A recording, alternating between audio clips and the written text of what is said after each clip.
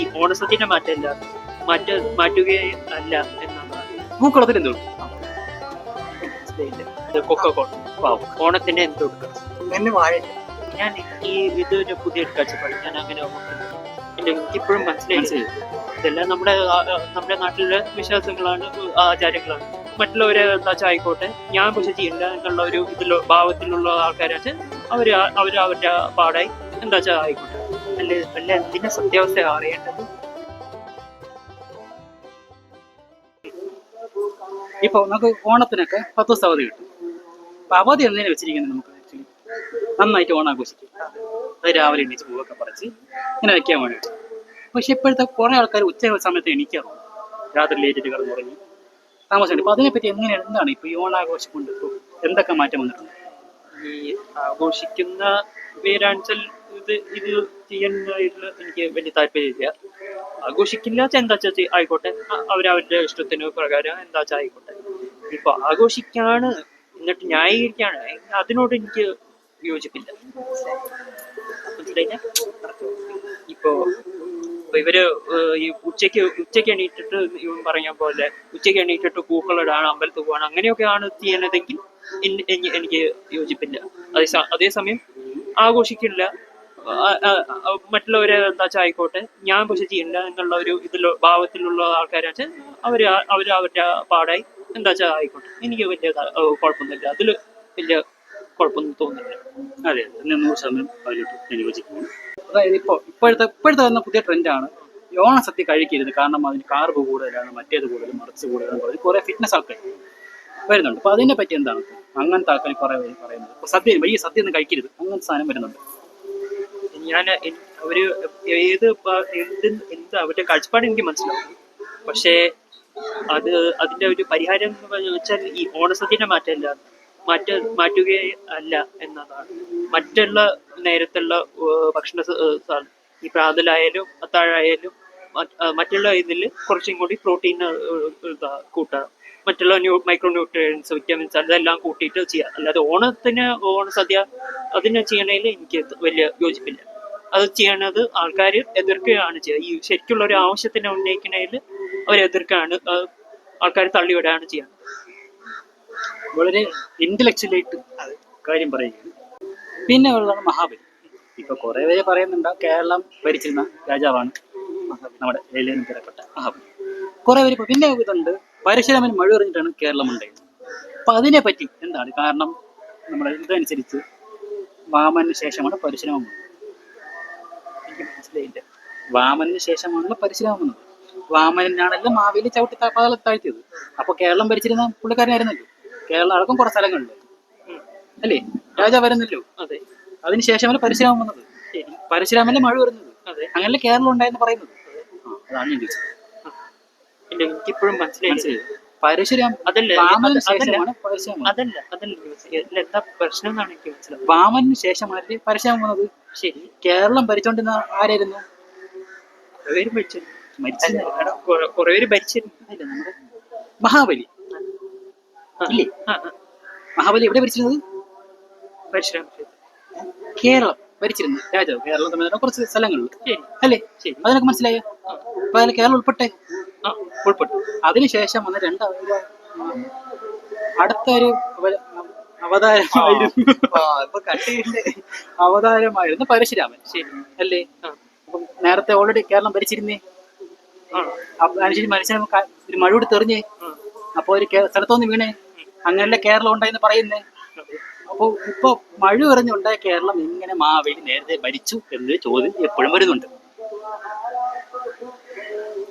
അല്ല എന്തിന്റെ സത്യാവസ്ഥ അറിയേണ്ടത്. ടൈം എങ്ങനെ കറക്റ്റ്? നിന്റെ അഭിപ്രായത്തിൽ എങ്ങനെയാണ് സംഭവം? ഇതിനെ കുറിച്ച് സത്യാവസ്ഥ അറിയേണ്ടത് എന്നാണ് എന്റെ ചോദ്യം. ടൈം ലൈൻ നോക്കുമ്പോ തെറ്റല്ലേ? ടൈം ലൈൻ നോക്കണം.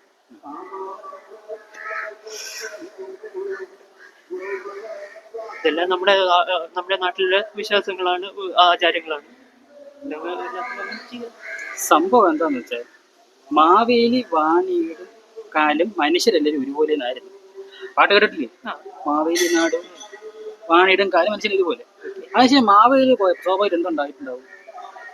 താൻ്റെ അമ്മയിൽ ആടി ഉണ്ടാവും. ശരി അല്ലേ? ശരി. അപ്പം പരശം ഈ മഴു എന്തിനാ യൂസ് ചെയ്യുന്നത്? മരം വെട്ടാൻ. വെട്ടാൻ. വലിയ വലിയ വൃക്ഷങ്ങളാണെങ്കിൽ മറ്റുള്ളവർക്ക് ആപത്തായിരിക്കും. ആപത്തന്നെ വെട്ടാനായിരിക്കും മരം ഇത് വെറുതെ പോണ മരം വെട്ടൂലല്ലോ. ഒന്നിന് വലിയ മരം അതിനൊക്കെ ഉള്ളൂ. അതായത് അതുപോലെ തന്നെ പാഴ് വസ്തുക്കളെയും വെട്ടാൻ നമ്മൾ മഴ ഉപയോഗിക്കാറുണ്ട് ചില സാധനങ്ങളാണെങ്കിൽ. ശരി. അപ്പോൾ പരശം മഴ എറിഞ്ഞത് ആരായിരിക്കും മരിച്ചിട്ടുണ്ടാവുന്നത്? കുറെ ദൂഷിച്ച ആൾക്കാരായിരിക്കും മരിച്ചിട്ടുണ്ടാവുന്നത്. അങ്ങനെ വീണ്ടും പഴയൊരു കേരളം ഉണ്ടായി എന്നാണ് അവർ ഉദ്ദേശിക്കുന്നത്. അത് ടൈമിലും തെറ്റില്ല. അങ്ങനെ ഒരു സാധനം ഇല്ലാത്തതുകൊണ്ട് നമ്മൾ കഥയിൽ പെട്ടെന്ന് പറയുമെങ്കിലും ഇത്ര സാധനം വരുന്നുണ്ട്. അതാണ് ഞാൻ ഉദ്ദേശിച്ചത്. ഇത്ര ഇന്റലക്ച്വൽ. ഞാൻ ഈ ഇതൊരു പുതിയൊരു കാഴ്ചപ്പാട് ഞാൻ അങ്ങനെ ഓർത്തില്ല. കാരണം നമ്മളെ കാരണം നമ്മളിപ്പോ എല്ലാ കാര്യവും നമ്മൾ പറയും ഇതൊക്കെ വിശ്വാസമാണ്. നീ എന്നെ കുറിച്ച് നടത്തുമ്പോൾ ഇതൊക്കെ ഒരു വിശ്വാസത്തിന്റെ അല്ലേ? നേരത്തെ പറഞ്ഞു ഇതൊക്കെ ഒരു ആചാരമല്ലേ? അപ്പൊ അങ്ങനെ ഒരു വിശ്വാസം വരുമ്പോൾ അതിൽ അന്ധവിശ്വാസം വരാൻ കൂടുതൽ സാധ്യത കൂടുതലാണ്. ശരി ശരി. പ്രത്യേകിച്ച് നമ്മുടെ ഹിന്ദു എന്ത് നോക്കിയാലും ഭയങ്കരമായിട്ട് കഥകളാണ്. അപ്പൊ അതിൽ കൂടുതലും അന്ധവിശ്വാസം വരാൻ കൂടുതലാണ്. ടെക്നിക്കൽ കാര്യങ്ങൾ ഇതാണ്. പിന്നെ ഓണം ആഘോഷിക്കുന്നത് രാവിലെ എണീച്ച് ഇങ്ങനെ ഒരുപാട് പൂക്കൾ കാണുമ്പോൾ മൈൻഡ് കളർഫുൾ ആവും. അങ്ങനെ അടിപൊളിയായിട്ട് പോകുന്ന ഒരു സംഭവമാണ് ഓണം. പിന്നെ എല്ലാവരും ഒരുമിച്ച് വരിക, അതൊക്കെ ഇങ്ങനെ വെറുതെ കോംപ്ലിക്കേറ്റ് ആക്കേണ്ട കാര്യം. ഒരു സിമ്പിൾ സാധനം. ആൾക്കാരെ കൂട്ടാനുള്ളൊരു കൂട്ടാനല്ല, പിന്നെ എല്ലാവരും ഒരുമിച്ച് കൂടാനുള്ളൊരു ഒത്തിരി യന്ത്രം എന്ന് വേണമെങ്കിൽ വെക്കാം. യന്ത്രം അല്ലെങ്കിൽ ഉത്സവം ഒരു കാരണം ഒരു ഒരു കാരണം. കാരണം അവിടെ മഹാബലിയാണെങ്കിൽ പുള്ളിക്കാരൻ അസുരനാണെങ്കിലും നല്ലൊരു മനുഷ്യനെ. അങ്ങനെ പുള്ളിക്കാരന്റെ അനേകം അസുരന്മാര് ഒരുപാട് പ്രഹ്ലാദൻ ഒരുപാട് അസുരന്മാരുണ്ട്, നല്ല ആൾക്കാർ. തിരിച്ചു രാവണൻ ഇതാണെങ്കിലും വലിയ ശിവഭക്തനാണ്. ഒരുപാട് കാര്യം ലംഘിക്കൊണ്ട് ഒരുപാട് കാര്യം ചെയ്തിട്ടുണ്ട്. ആയുർവേദത്തിൽ ഏറ്റവും മുന്നിട്ട് നിൽക്കുന്ന ആള് രാവണനാണ്. തമ്മിൽ വിസർജനം പറഞ്ഞ അവിടെ അഹങ്കാരം മാത്രമേ ഉള്ളൂ. ഏത് അസുരനെ നോക്കിയാലും പുള്ളിക്കാൻ അഹങ്കാരം ഉള്ളതുകൊണ്ടായിരിക്കും ഇരിക്കുന്നത്. അടുത്ത വേറെ പെട്ടെന്ന് ഉത്തരം പറയണം. റോങ് ആൻസർ ഉണ്ട്. ചോദ്യം ചോദിച്ച് തെറ്റുത്തരേ പറയാൻ പാടുള്ളൂ. അതൊരു റിലേറ്റ് ചെയ്ത സാധനം പറയാൻ പാടില്ല. ഫസ്റ്റ് ക്വസ്റ്റ്യൻ ചോദിക്കും. ഓണായിട്ട് ബന്ധപ്പെട്ട് പൂക്കളത്തിൽ എന്ത്? പൂക്കളത്തിൽ എന്ത്? കൊക്കോകോള. ഫാന്റാസ്റ്റിക്. അടുത്ത സദ്യയിൽ 5 കറികൾ. സദ്യയിൽ 5 ഇസ്റ്റു, പിന്നെ മന്തി കറിയാ ആയിക്കോട്ടെ. 5 വിഭവങ്ങൾ. Pork chops. റോങ് ആൻസർ അല്ലേ? കോഴി നെയ്യ്. പിന്നെ ലഡു വേണമെങ്കിൽ പായസം കഴിക്കാം. ബൂന്തിക്ക് പകരം മൈസൂർ പാക്ക്. അല്ലെങ്കിൽ വേണ്ട അലുവ. അടുത്ത നീ ക്വസ്റ്റ്യൻ അല്ല നമ്മുടെ ഒരു ക്വസ്റ്റ്യൻ പെട്ടെന്ന് ക്വസ്റ്റ്യൻ. റാൻഡമായി ഓണത്തിന് മുണ്ട് ചുറ്റണോ വേണ്ടയോ? അത് ശരിയാ, അത് വേണ്ട. ഓണത്തിന് എന്തിടും? ചാക്ക്. അത് ഓണത്തിന് എന്ത് കൊടുക്കണം? സൂട്ട്. ഡ്രസ് പറയാൻ പറ്റില്ല. സൂട്ട് ഷർട്ട് വരും. ഷർട്ട് പറഞ്ഞല്ലോ. അങ്ങനെ എന്നെ വാഴയില്ല. ഞാൻ പറയാൻ വേണ്ടി വന്നിരുന്നു. ചാക്ക്. പിന്നെ ഇത്ര കഴിഞ്ഞു. പിന്നെ അടുത്ത നിനക്കൊരു ടാസ്ക്. നീ ഓണസദ്യ കഴിക്കുക. അതൊന്ന് ഡെമോൺസ്ട്രേറ്റ് ചെയ്യും. ഇതെന്ന് ചോദിച്ചു. കസേര വേണോ? ചോദിച്ചു. എന്നെ കുഞ്ഞിർത്തല്ലേ? ഞാൻ മറ്റേ മാമനായിട്ട് വരും. സദ്യ മാമൻ. ചോറ് ചോറ് ചോറ് ഇവിടെ ചോറ് അത് വിളിക്കണം കേട്ടോ. അങ്ങനെയാണ് എപ്പോഴും സ്കിപ്പ് അടിക്കും. ചോറ് ചോറ് ഈ ചോറ് അടുത്ത് പോന്നിട്ട് ഈ ചോറ്. ഓക്കെ മതിയോ? പരിപ്പ്. അത് റൗണ്ട്. പരിപ്പ് ഒഴിച്ചിട്ട് പോകണം കേട്ടോ. പരിപ്പ് നെയ്യും കൂടെ വേണ്ടേ? കഴിച്ചു. നീ പടം കൂടിയില്ല. കൂട്ടൂല. ഇല്ല, പരിപ്പും ചോറും മാത്രമാണ് ആദ്യം ഏറ്റവും തുടക്കം. സ്റ്റാർട്ട് ചെയ്തു. അത് മാത്രം. പപ്പടം അതിലൂടെ ഇല്ല, ഞാൻ പപ്പടം നമുക്ക് കഴിക്കാറുണ്ട്. നമ്മള് പാട്ടുണ്ട്. പരിപ്പും പപ്പടും. പരിപ്പും പപ്പടം. സദ്യയുടെ ഭാഗം. ഓണം കഴിഞ്ഞ് പകുതിയായിട്ട് അതാണല്ലോ സദ്യ. അടുത്ത പായസം. പൈസയില്ലേ? ഇനി എന്താ? പായസം, സാമ്പാർ. സാമ്പാർ. പപ്പടം എടുത്തില്ല. അത് കുഴപ്പമില്ല. പപ്പടം നീ വെച്ചിട്ടില്ലേ? ചിപ്സ് ഞാൻ വെച്ചു. അതെ. ആ. രണ്ട് അച്ചാറൊക്കെ നോക്കുമ്പോഴത്തേക്ക് എല്ലാം ഒന്നല്ലേ ഏത് പറഞ്ഞു? ചോറ് ചോറ്. ചോറ് പിന്നെ വേണം. ആ രണ്ടാമത്തെ റൗണ്ട് ചോറ്. വേണ്ടെന്ന് പറഞ്ഞു വേണ്ട. ഓക്കെ. സാമ്പാർ വരട്ടെ. പിന്നെ ചോറ് ഇങ്ങനെ വെക്കുന്നത് 3 ഇട 10. മതി. കഷ്ണമാണോ? കൈയിടാ. കയറ്റി കയറ്റി. ആ പപ്പടം പൊടിഞ്ഞത് മിക്സ് ചെയ്ത് കഴിക്കും.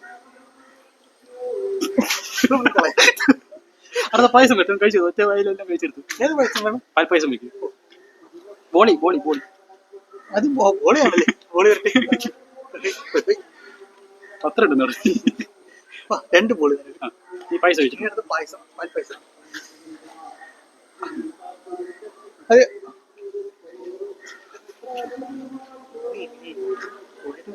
ബോളി എന്ന് പറഞ്ഞ ഒരു സ്പ്രിംഗ് പോലെ ഇരിക്കണം. ജിലേബി. അതല്ല, ബോളിയിൽ ഒരു പായസമായിട്ട് കഴിച്ചിട്ടാണ്. എന്നാൽ ബോളി ഒത്തിരി കഴിച്ച പായസം പിന്നെ കഴിച്ചിട്ടുണ്ട്. നമുക്ക് സദ്യക്ക് ഒരു ആക്ഷൻ ഉള്ളു. ആക്ഷൻ എപ്പോഴും നമുക്ക് ഈ അടുത്ത ഒരു രസം കൊടുത്തത്. ഈ പായസം വേണ്ട. പുളിശ്ശേരി വേണ്ട. വേണ്ട. എപ്പോഴും കൊടുത്താൽ മതി. അടപ്പായസം വേണ്ട. നമുക്ക് ഞവട. വേണ്ട വേണ്ട. അടപ്പായസം കൊടുക്ക്. ഞവട. അടപ്പായസം വേണ്ട വേണ്ട. അടുത്ത രസം. രസം ചെറു ചൂട് രസമാണ്. കയ്യിൽ നോക്കിയല്ലേ? ഞാൻ ഒഴിക്കും. എണ്ണാക്കി ഒഴിക്കും. എൻ്റെ കുറച്ച് കയ്യിൽ വെച്ചിട്ട് ബാക്കി ഗ്ലാസ് വാങ്ങിച്ചു. ഇനി അടുത്ത് ഞാൻ തന്നെ ഒരു തോർത്തിട്ടെങ്കിൽ മോരുമായിട്ട് വരാം. തണുത്ത മോര്. ഈ ഇല ഉണ്ടക്കി വെച്ചു. ഇതാണ് ഇല.